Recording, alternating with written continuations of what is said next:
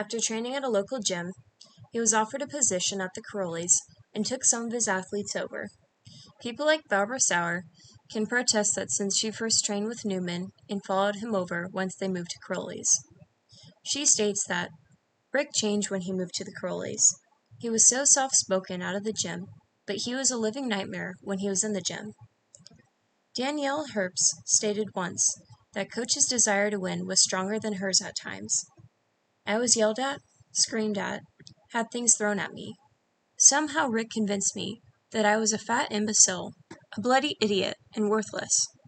Some people stated, in Little Girls in Pretty Boxes, that he was not abusive until he began working at the Crowleys.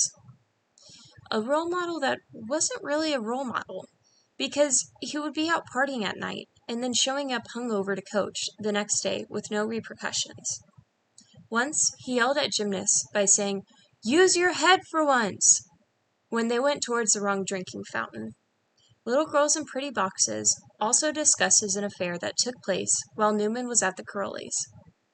About 4 years before leaving Carollis, Campy's mother and coach Rick Newman had become romantically involved. The two had an affair, and the three of them were living together as a family. However, Michelle's broken back became the beginning of the end that complicated relationship would create a boundary between coach and stepfather. The relationship was really hard on me at first, Michelle says.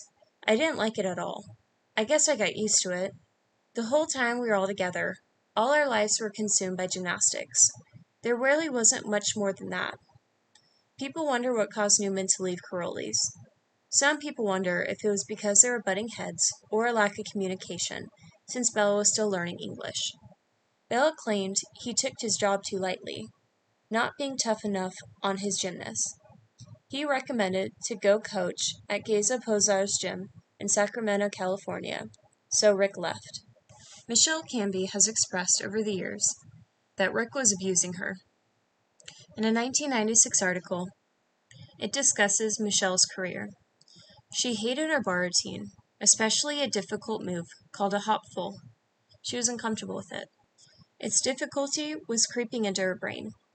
In Geza's gym in Sacramento, she begged Coach Rick Newman to change the routine. Newman wouldn't listen. Rick told me, "If you take the hop full out, then you're going to admit that you're afraid, and you're going to start losing other things." The stress was wearing on Campy. The battles with her coach were making her tired. Finally, at practice, days before she was to leave for World Trials, Michelle's hand slipped from the bar. She landed on her back, fracturing 3 vertebrae and dislocating another. I landed and I couldn't breathe. I felt something tingling. I got up and I walked around and I told my coach, but I didn't think I broke anything. But my mom knew I was hurt. She was saying to me, "You're not going to go to trials. We're going to just take a break. Don't worry." But Rick was being so stubborn, and he said, "Just take her home, put her in a bath. We're not going to get anything more done anyways today, but she should be all right tomorrow." Michelle broke her back and shattered her last Olympic dream. At 15, she qualified for the 1992 Olympics, despite breaking her elbow 2 days before the trials.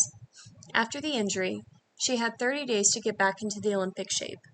A month after her injury, she passed the final trial in Orlando and made the team. Her elbow was held together by screws, but she still somehow competed. Eventually, Michelle's elbow kept her from competing. She went to Barcelona, but was named only an alternate. Newman had many remarks of verbal abuse and neglecting injuries, especially with Michelle. Shortly after Michelle's gymnastic career ended, Campy's mother and Newman split.